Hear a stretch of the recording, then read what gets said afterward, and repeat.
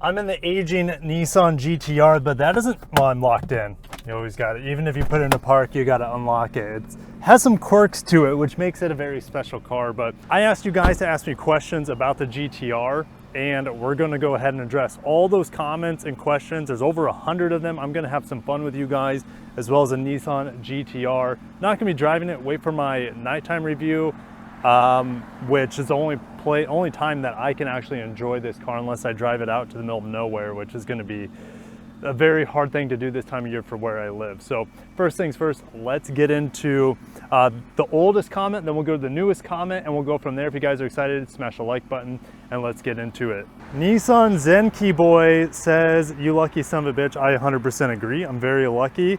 We are going to do a ride along to some degree. My neighbor asked me if he can drive along with me. I'll be taking him out Sunday morning, maybe one of his friends as well. So I'm not the only one, as well as my kids, to enjoy this iconic Japanese car legend. 0 to 60, we'll do that tomorrow, well, Sunday morning. Is it practical for a daily driver? It depends on what your tolerance levels are. For me, absolutely not. It's extremely loud from the tires. Now, maybe I need new tires on here. Actually, I haven't looked at them. They probably should be replaced. It's got about 10,000 miles on this guy, something like that. It's ready to be retired as a fleet car and enter the market. Some lucky owner is going to get to own this thing. They cost about $120,000, somewhere around there. Not the Nismo. The Nismos are going to cost like double this, which is just crazy. How's the trunk space for a grocery haul? In fact, I don't know if I can open the trunk from the rear. Let me pull out the key fob, and you guys will get a kick out of this key fob because it is so basic. Check this out. Oh no, that's the Toyota one. Hold on. My fanny pack's too full right now, which is a beautiful thing. All right, check this out. It looks like any other Nissan key fob except it has the GT-R logo at the top. Yes, we can open the trunk from here if it'll let me. It's not letting me. It's probably because the car's running, and these handles are a bit crazy as well. That's how you open the trunk.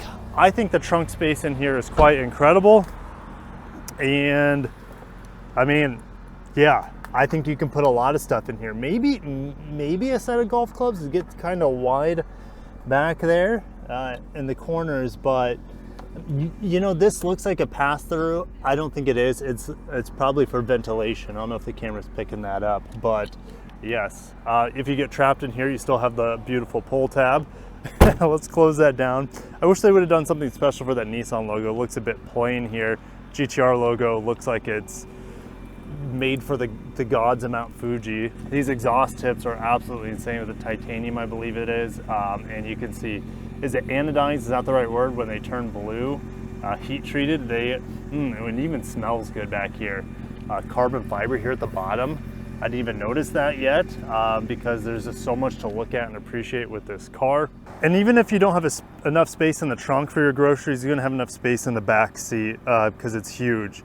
Does it have any noticeable differences over the previous model year? Now, the 2024 does. The 2024 gets new back end, a new front end design, maybe a little bit new technology on the inside, but honestly, it's been the same car for a really long time. What did it come out in 2007, 2008, something like that? They've done just minor improvements over the years with this car. What's the headroom? Let's go ahead and inside for that, because the headroom, I think, is quite good, at least for me at 6'1". Let's put the camera on its holster. Headroom is good. Headroom is fine. Even in the back seat probably too, because you lean back so far. That engine, yes, well, the next comment is top speed verified, but let's appreciate this engine real quick. Here's the pull tab. It's kind of hidden down there. This engine is from the handmade Takumi in Japan. My friend David Chow actually knows one of the former Takumi, I think he's retired, that would hand build these engines. And no, there's a kickstand here. There's not like those heavy struts to hold it up. But you can see hand built by Tsunemi Aoyama, the Takumi and kanji next to it. Yeah, twin turbo V6, 6-speed, dual clutch. 565 horsepower, 476 pound-feet of torque, if I remember right. It's a thing of beauty. I wish this was just sitting in my office all the time. It's and you see the carbon fiber tower braces there too as well. Yeah, it's super pretty engine presentation. You see carbon fiber composite there as well. There's the battery back there, brake fluid reservoir, stuff like that. So there you go. And like, guys, the build quality on this, I just dropped the hood. It sounds better than any hood I've ever dropped before. I mean, the whole car is pretty much hand built, right? It's getting a little dirty. You guys might be able to see that, but it is absolute perfect build all the way around. And that's why it's absolutely worth its $100,000+ price tag. It is unreal, really, that it just feels perfectly built in every sense of the word. It doesn't feel like it's maybe the most modern vehicle. There's a little drop here from this rear fender to the bumper portion, but that's extremely minimal. It's probably the best built car I've seen or have driven. But let's get back into the comments.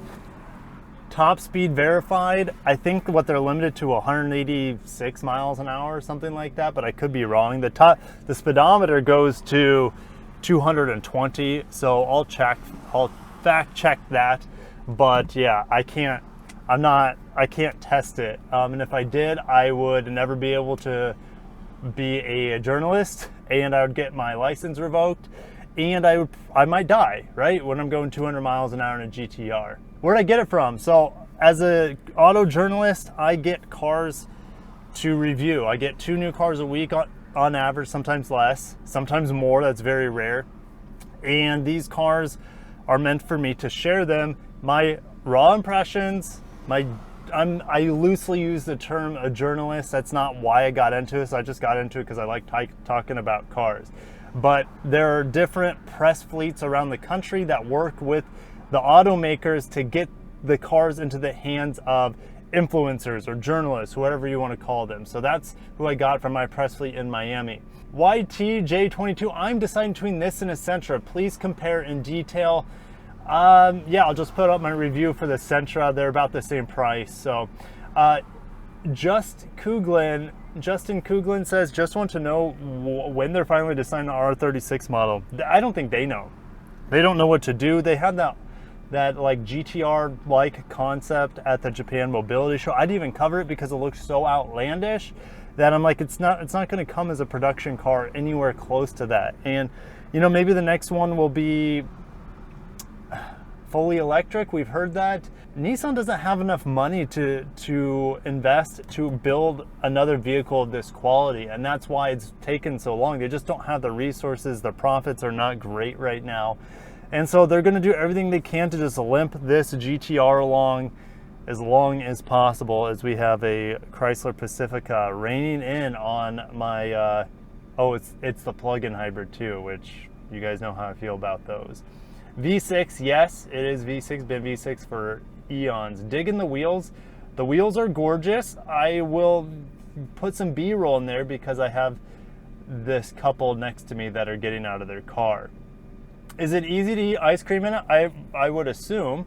Here's the cup. Oh, my phone's not recording. Here are the cup holders, and the cup holders, you could probably put an ice cream dish in there. They would be great for holding an ice cream cone. I gotta love the traditional e-brake. All right, let's keep going. That's not Godzilla. That's a dinosaur that refuses to go extinct. We need an R36. Well, it is Godzilla, and I'm gonna move on. Don't disrespect the GT-R. It is a Nissan Pass. I think I already commented this, but like, this is expert level, highest end Japanese build quality and highest end Japanese engineering car I think I've been in. So if that's a pass for you, you're missing out on not a perfect car, but you're missing out on a perfectly executed car. Joe says, what are those pipe things coming out the back? They spell slow and maintenance all over them. Another gas trash mobile. You're missing out with your narrow-mindedness. Red Paris. What's there to know? It's been around for close to 20 years. Now, I've never driven a GT-R before this week. So for me, there's plenty to know. And there's plenty for me to romanticize still with this car. I don't know, a thought just came to me. I tried to adjust the steering wheel. There's no telescopic steering wheel in here.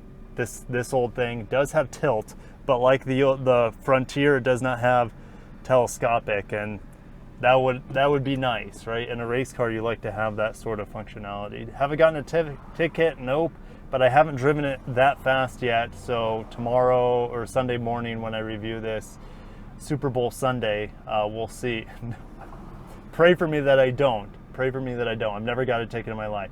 Is it Rocket Box ready? I'm sure that has something to do with some tuner stuff. I don't know. Can I borrow the Godzilla keys? I just have one, and I wish I could let other people drive it. Kyle says, can it tow an aircraft carrier? Probably. Is it faster than itself? It just depends. Today I'm driving it slow, just through neighborhoods. Tomorrow or Sunday I'm driving it faster. Does it have a Kato in the trunk? I don't know what that means. Is it worth the price tag? Every penny, in my opinion. Even now, even that there's nothing like this. This car is still incredibly unique. Great sound system in here, by the way. This Bose is really, really good. The materials in here are fantastic. Check this out. Like soft touch leather, perfect stitching on the steering wheel. Like it's absolutely insane how well this vehicle is built. Soft touch A-pillars here. A pretty average headliner. Parts bin for the rear view mirror, but like even this shifter feels surgical and industrial grade. Like it is unreal. Like, and it wants you to like manhandle it too. Like and you can feel the car, the DCT shifting around and stuff. These switches feel everything in here. Like, of course, this is antiquated with the CD player, which is one of the things I think one of you guys had a question about here in a little bit. Don't give it back, hide that B. What's the throttle response like? The throttle response is pretty dull, to be honest. If you're just idling, you get off the brake, you almost have to hit the gas pedal for it just to like lurch forward. It's very, very chill in automatic mode. This car is not meant to be driven in automatic mode hard. Automatic mode, it's very, I would say, lethargic.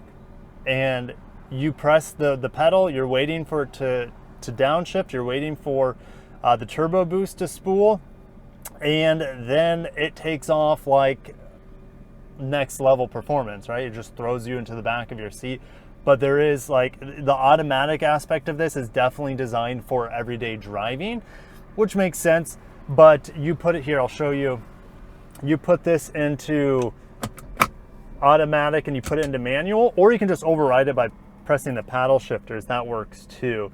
And the shift tree, let me push this back up, is on this button as well, not only here on the gate. So it's pretty cool. But yeah, manual mode, it drives exactly how the driver intends. Shifts work great, it's very fast. You'll find that in my review, a nighttime review when there's no one on the roads.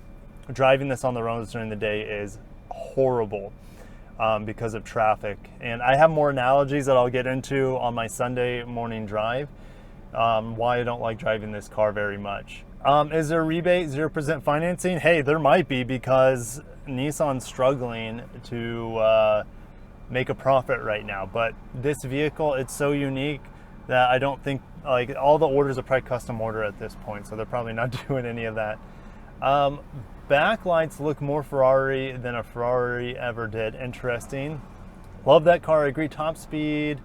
Is it worth the price compared to other options? Absolutely. I guess a 911 would be similar. I think that's another question someone has. To me, personally, at $120,000, even though it's old on paper, right? Hasn't changed that much over the last 15 years or whatever.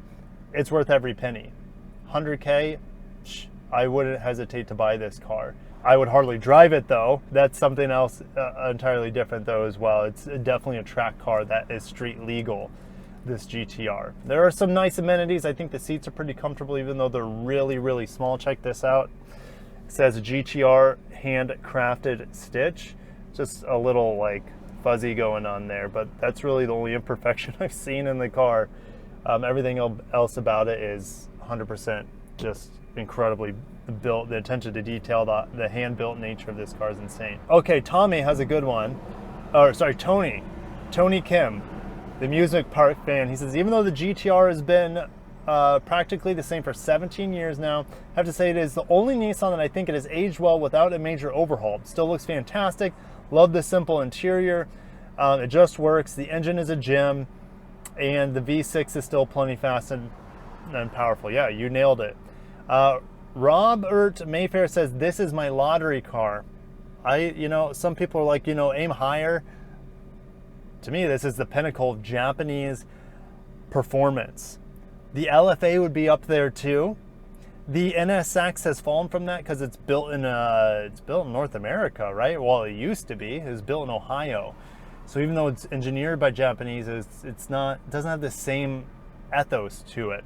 This has the same sort of like 80s, 90s, 2000s elite Japanese build quality and that tuner mentality that I grew up with, that a lot of you guys did too, watching the Fast and the Furious, playing video games like Need for Speed Underground. Like, this car, I feel like I'm sitting in a dream.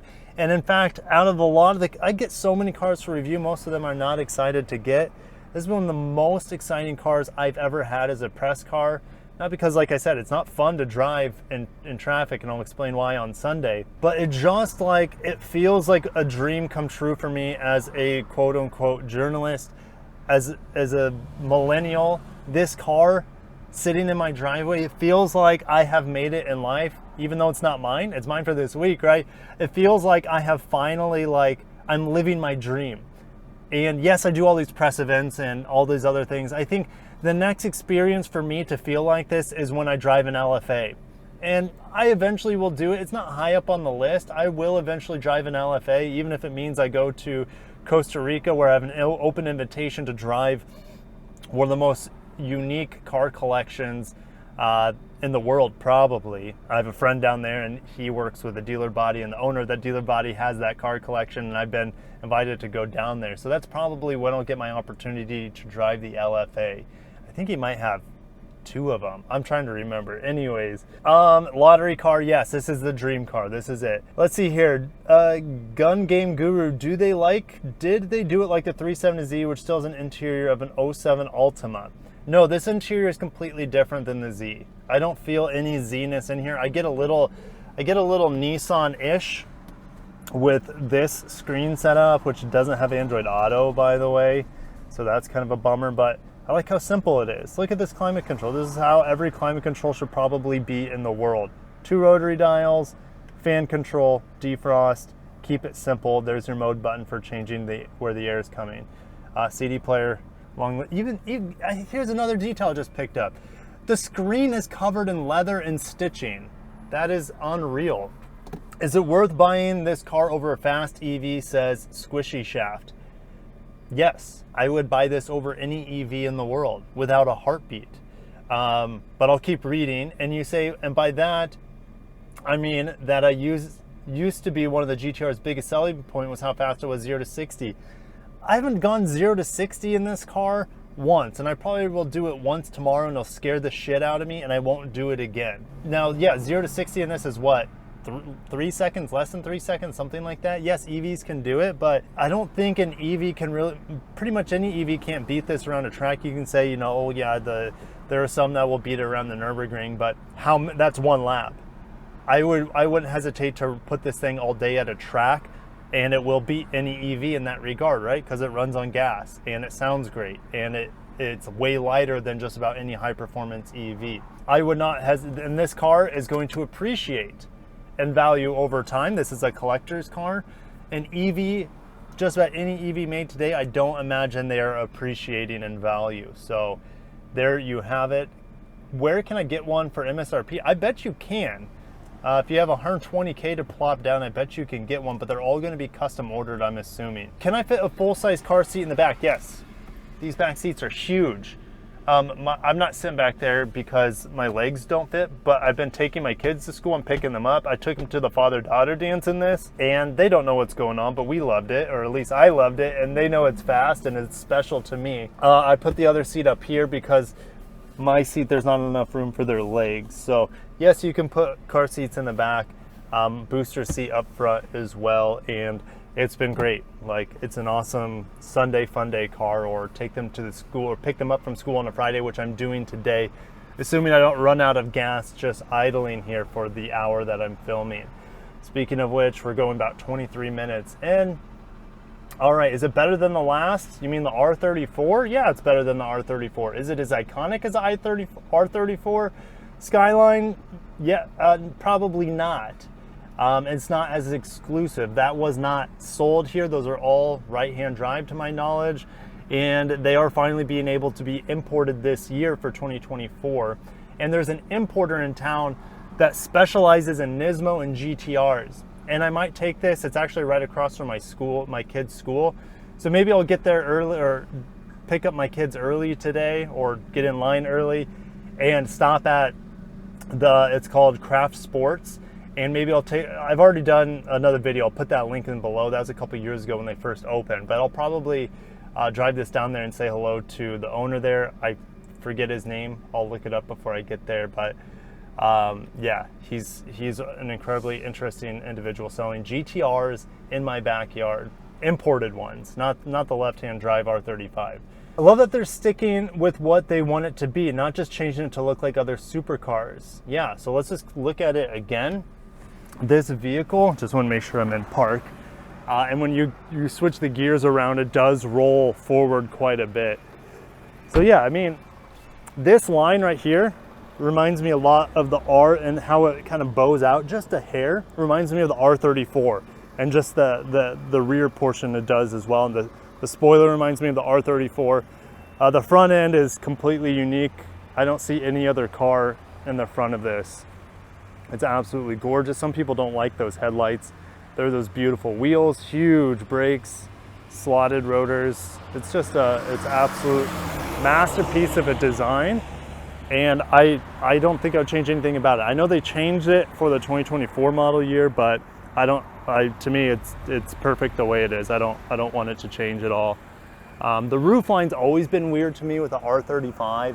It kind of seems too big and too long and kind of strange angular wise, but that makes it unique as well. So let's go ahead and keep reading. Love the GT-R. The price to performance ratio is good as well. Yeah, it doesn't cost like what? When it came out, wasn't it like 70, 80K, maybe even cheaper? And yeah, it's still an incredible value because there's nothing else like it in the world. There's no LFA, there's no NSX. And yeah, I would pick this over an NSX. I've driven the NSX Type S on the track and it was amazing. And yeah, but it's not this car. This car, it feels more special to me. After all these years, it's still the ultimate JDM car on sale now. It's absolutely bonkers that a car can be so good that it's still an industry leader over 10 years later. Yeah, I agree.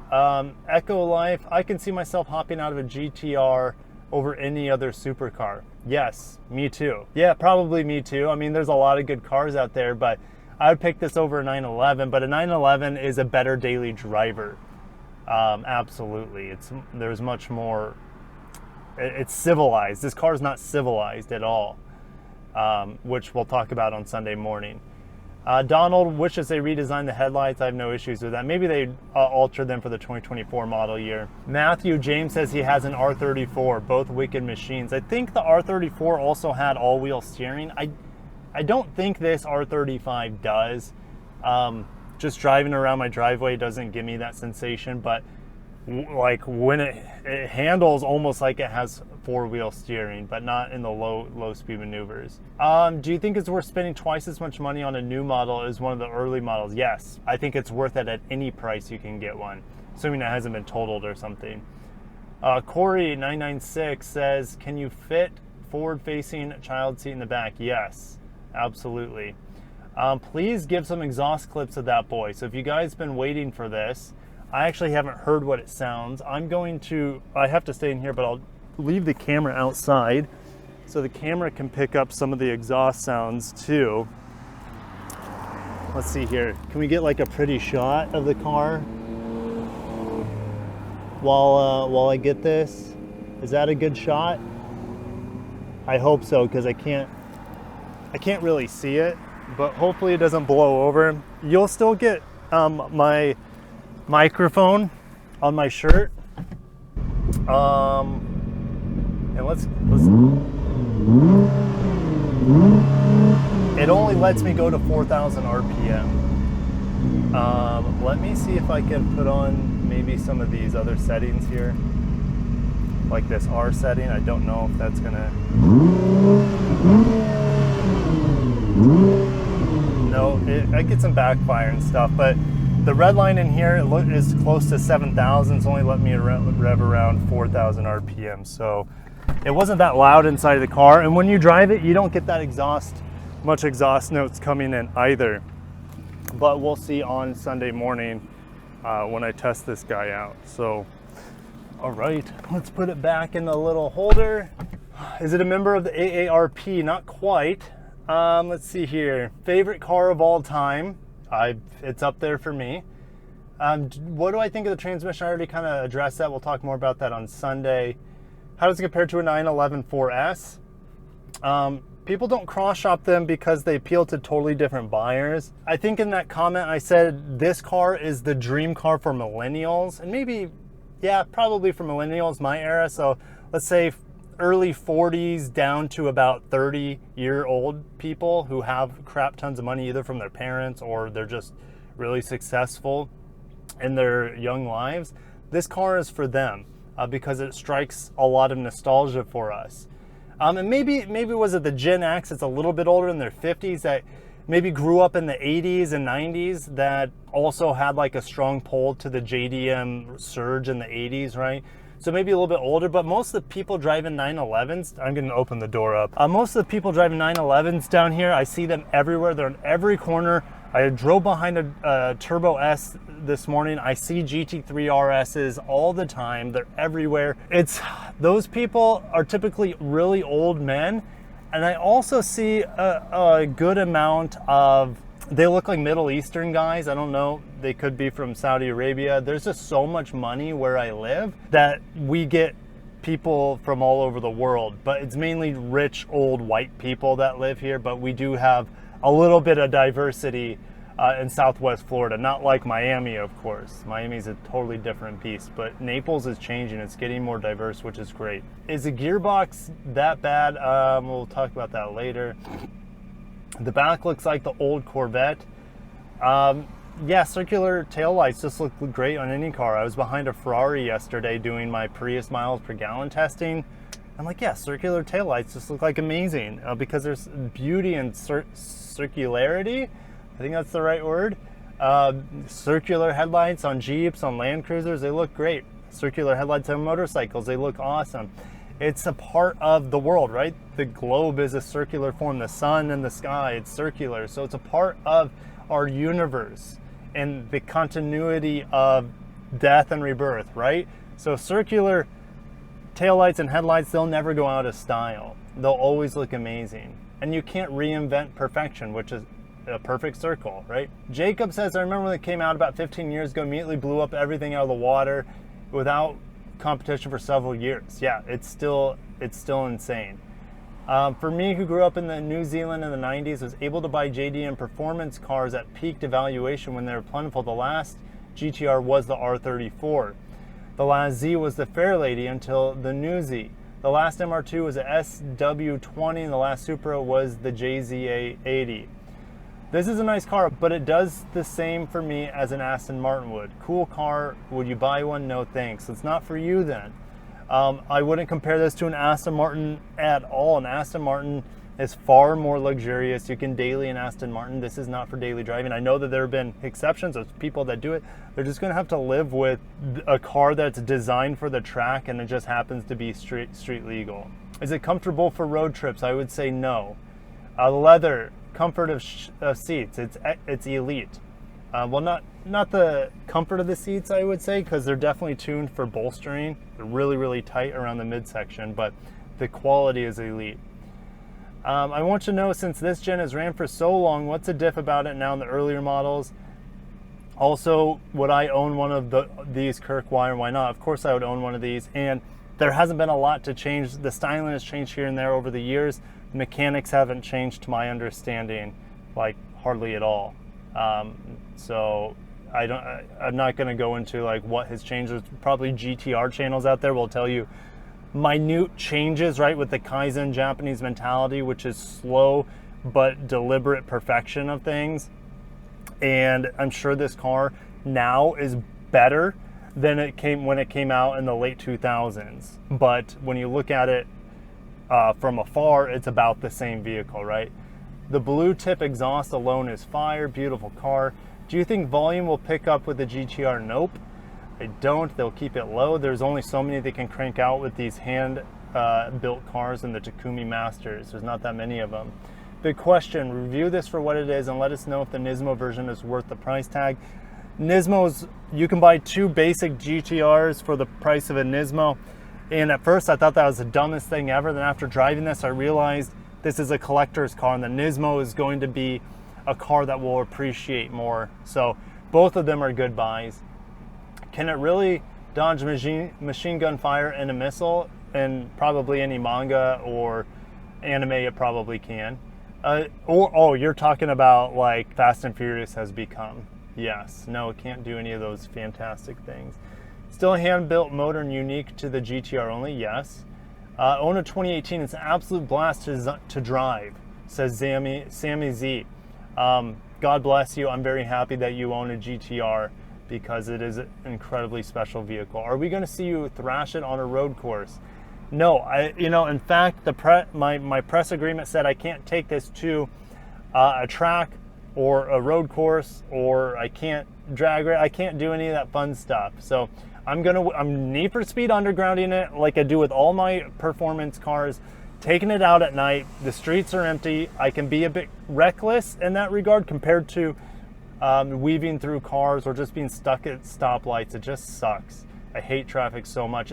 More so when I'm in this car because I'll have to just talk about it Sunday. Steering feel is fantastic. It is probably the best, up there with the best I've ever felt, maybe with the 911 that I've driven in the past. It's perfect, I think, for race car driving, not necessarily for daily driving. We'll talk about that later. Reliability, maintenance, it's Japanese built, and for a supercar, I would assume it is up there as the most reliable supercar and with the lowest amount of maintenance. It's Japanese perfection. How's the road noise? It is unbearable. What's NVH on this vehicle? It's bad. Okay. Is it better compared to the Mark V Supra? No, because the Supra is a BMW. That thing's like a luxury car. It's super quiet. It's very comfortable, composed. This is a race car. It's totally different. When's the new one coming? And the answer is when the sun rises in the west and the sun sets in the east. That's when the new GT-R is coming. I hope we don't get a new GT-R. People have been asking for it for so long, but I just want this one to continue on. It's perfect internal combustion car. Maybe it doesn't have the sound of a V8, but it has the soul and the god-like craftsmanship that you want from a Japanese-built sports car. It's perfect for what it is, and I am accepting its flaws, and I'll talk about its flaws when I do the drive review Sunday morning. But I'm going to end it there, and I'm going to get back home. I'm going to have some breakfast, see the baby. I think I've only put like 90 miles on it so far. It's got 9,383 miles, and check this out. This is all carbon fiber, the dash. Isn't that amazing? It sounds so cool. And it's so mechanized. Everything in here feels, it feels so raw. It feels like a race car with the drivetrain, with a very plush interior. And yeah, maybe I'll drive a little bit and turn on the AC. And I'll drive off and tease you guys because I'm not going to be actually driving this car hard here. I'm just driving back home, which this is kind of like my neighborhood park. People are going to the beach. It's a nice beach day. Speaking of nice day, any nice beach day is a nice day to drive the GT-R. We're going to pull out in front of that Santa Fe.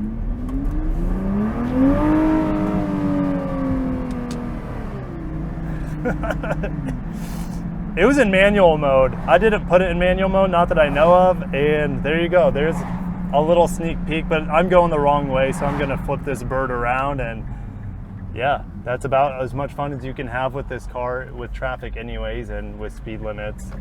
You can only maximize the potential of this car, like most like high-end cars and motorcycles. Well, you can't really maximize their performance unless you're willing to put your life on the line, unless you're willing to risk everything, your life, your freedoms to drive, unless you take it to a closed course. If you take it to a closed course, which I can't do since it's a press car, then you are, yeah, you'll be fine. And that's something I would want to do owning this car, but at the same time I wouldn't want to.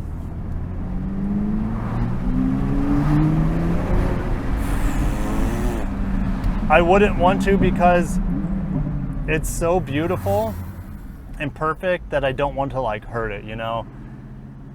So it's a tricky situation. So maybe I'd get a Nismo as assuming I have millions of dollars. I'd get a Nismo that would just sit in the garage, and I would buy the normal version, and that would be the one I would be more likely to drive on the weekends, and drive hard. Take it to the track, take it to Sebring. I don't know. There's probably some courses in Miami that I can take. But yeah, oh, that's a cute RF Miata. It's like an antique as well as a relic at the same time. You don't want to abuse it. So that's why you would need two GTRs, a Nismo for collection and just to look at. And well, that's big Ultima Energy right there. I don't know if you guys saw that one, but then your other one is the one you actually drive the piss out of, and no looking back in your rearview mirror. So thanks guys, I'll catch you in the next one. This is a long video on the GTR, but there's so much to be said about perfection, right? I'll catch you in the next one. Peace.